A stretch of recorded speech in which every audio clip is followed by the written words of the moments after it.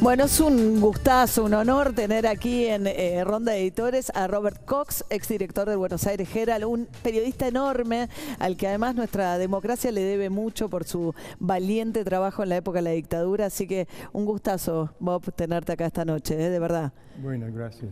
Y también está Jason McNamara, es periodista y dirigió un documental que se llama El Mensajero, que es un documental sobre, bueno, esto que estamos contando, ¿no, Jason? Así es. Se va a estrenar esta semana. Sí, el 12 en el Gaumont y el 13 en el Cine Club Amigos del Bellas Artes y después en el resto del país en diferentes salas. ¿Y por qué se te dio por un documental sobre Bob, sobre el trabajo de Bob?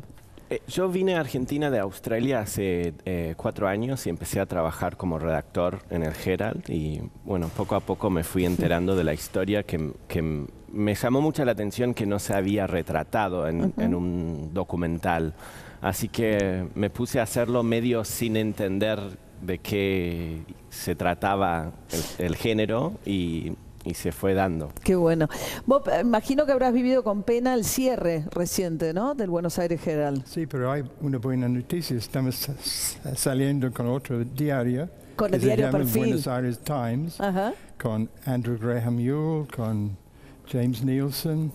Para mantener un diario que se escriba en inglés, exacto, ¿no? Es lindo, realmente es una aventura fantástica. Que viene con Perfil los domingos. Exacto, todos los domingos tenemos. Es un diario muy elegante también, hecho muy. Es buenísimo, yo estoy muy contento? orgulloso realmente del nuevo diario. Qué suerte. ¿Y el periodismo actual, Bob? ¿Cómo ves el periodismo actual? Y lo digo no solo sobre Argentina, ¿no? Pero vemos un periodismo, digo, en Estados Unidos tenés Fox o MSNBC o CNN, digamos, medios muy identificados con una corriente o un partido político determinado, ¿no? Bueno, acá yo creo que nosotros los periodistas tenemos que unirnos realmente. Es muy importante. Yo creo que hay un gran problema cuando no hay comunicación por razones ideológicas, porque en los Estados Unidos, que no es bueno, ¿no?, realmente el sentido de Fox, pero en Fox hay gente que no son necesariamente de la misma opinión de Fox.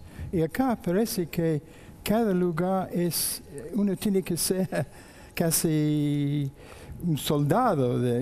Yo creo que eso viene de la idea del periodismo militante, del periodista militante.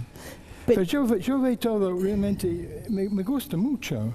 Pero ser un periodista y llegar a Buenos Aires y ver todos los diarios y gente leyendo diarios en los cafés, yo creo que realmente, bueno, yo tengo mucho optimismo, pero sí, porque es un momento en el que daría la sensación que la audiencia va a buscar el tipo de información o los tipos de medios que van a tener un posicionamiento ya afín a lo que piensan, ¿no?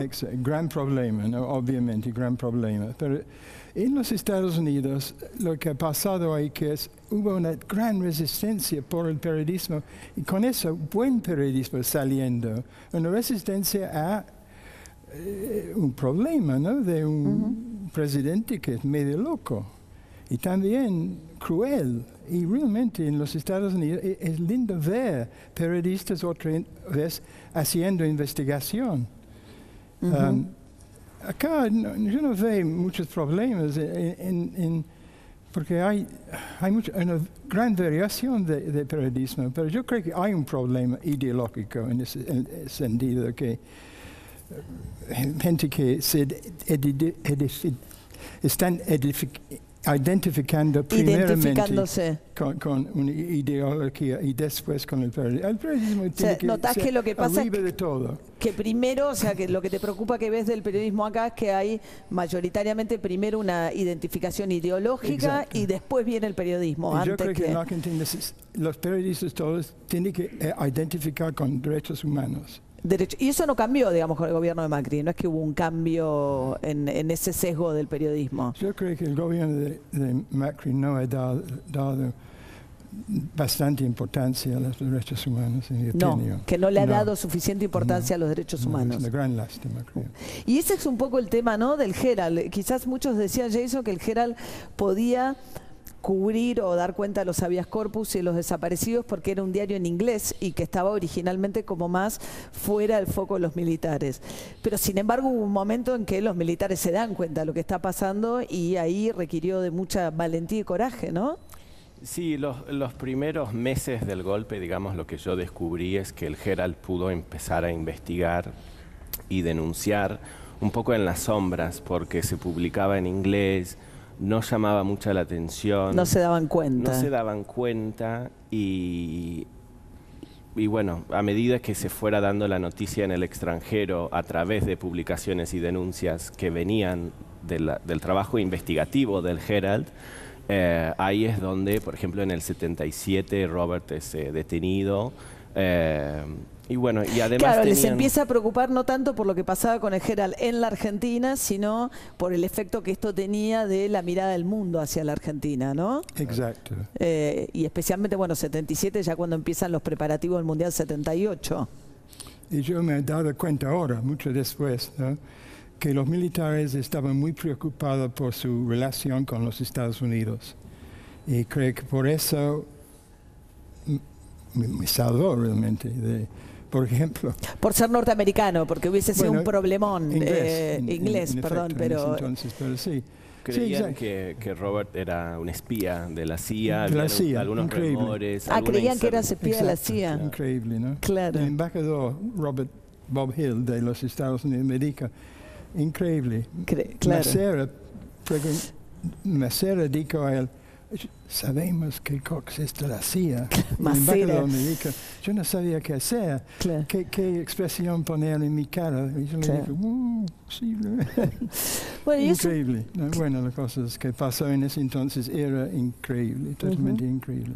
Ahora, qué fuerte que haya sido también, ¿no?, un diario extranjero que haya podido, con extranjeros, ¿no?, que quedaron de todas maneras en la mira de las juntas militares, que hayan podido canalizar, ¿no?, esa información, dar cuenta de lo que pasaba con los desaparecidos antes que nadie.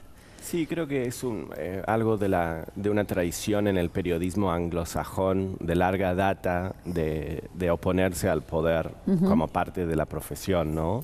Y el Herald tenía esa tradición ya instalada, por ejemplo, y también una tradición de periodismo investigativo, por ejemplo, como el caso de Andrew Graham Yule, previo al golpe. Claro.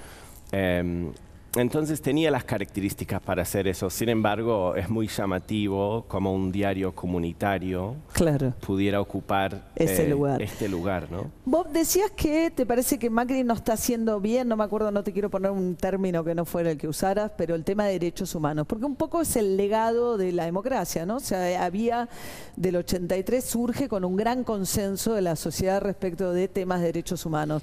Consenso que con el tiempo se fue como rompiendo de alguna manera, ¿no?, por lo que pasó con el kirchnerismo y los derechos humanos, pero también ahora con Macri. ¿Cómo ves que Macri toma este legado de esta historia de derechos humanos y lo que pasó después de la dictadura? Yo creo que es muy importante internacionalmente para la Argentina también y para su gobierno, obviamente, porque la Argentina está visto internacionalmente como paladín de los derechos humanos.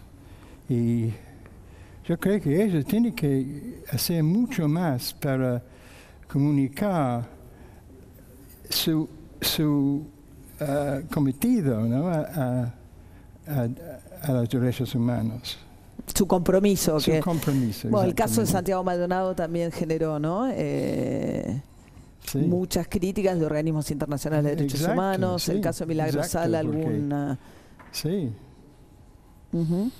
Y yo creo que realmente es importante mostrar que tiene ese compromiso muy, muy importante. Yo estuve hablando muchas veces, ¿no?, con gente antes que estaba cerca de Macri, diciendo, ¿por qué ustedes no tienen que tomar la bandera? Porque no se puede dejar la bandera en algunas manos, tiene que ser la bandera de todos los argentinos. ¿Y eso no pasa? Hasta ahora no, obviamente no. Por eso hay desconfianza en el gobierno, por otras razones también, en mi opinión. En el gobierno, desconfianza hacia el gobierno con estos temas. Sí. Bien, ¿y qué sentido tiene, Jason, ahora venir y traer esta historia de lo que fue el Herald en la época de la dictadura? ¿Qué sentido tiene ahora el documental que están por estrenar? Es curioso, ¿no? Porque las historias que surgen de la época de la dictadura parecen no perder su relevancia nunca. A nivel global creo que el periodismo está en crisis y hace falta una historia dentro de un contexto muy triste que fue la dictadura, una historia positiva, como para recordarnos por qué es tan importante este oficio, ¿no? Y cómo el periodismo por ahí puede hacer la diferencia, ¿no? En un momento tan dramático. Yo creo que sí. Mi experiencia de un país sin periodismo realmente es que cualquier cosa puede pasar. Obviamente el periodismo es muy importante, porque nosotros los periodistas realmente son representantes del pueblo. Nosotros tenemos que defender al pueblo siempre. Nosotros somos defensores del pueblo y por eso es terriblemente importante que los periodistas puedan ser independientes y trabajar solamente como periodistas, ¿no? Las ideas políticas tienen que ser aparte, pero derechos humanos y consideración para la gente es mucho más importante. Ahora, qué difícil con la crisis que hay de los medios, ¿no? Y el financiamiento de los medios, ¿no? Cómo se financian los medios de comunicación hace que también el ejercicio del periodismo se haga muy complicado, ¿no? Bueno, diferente, pero yo creo que estamos consiguiendo muchas maneras de Hay por que ejemplo, buscar otras el vías. Guardian, yo estoy mandando plata de vez en cuando al Guardian. El Guardian es un diario increíble, que es un diario inglés que se financia mayormente ahora por filantropía, ¿no? Exacto, sí. Gente que pone plata para mantener el diario. Sí, sí. Bueno, gracias vos por haber estado acá esta noche. Gracias. Gracias, Jason. Gracias. Muchísima suerte con el documental. Entonces, El Mensajero, una historia que vale la pena ver y recordar, ¿no? Gracias. Muchísimas gracias a ustedes también. Nos reencontramos aquí el domingo que viene. Buenas noches.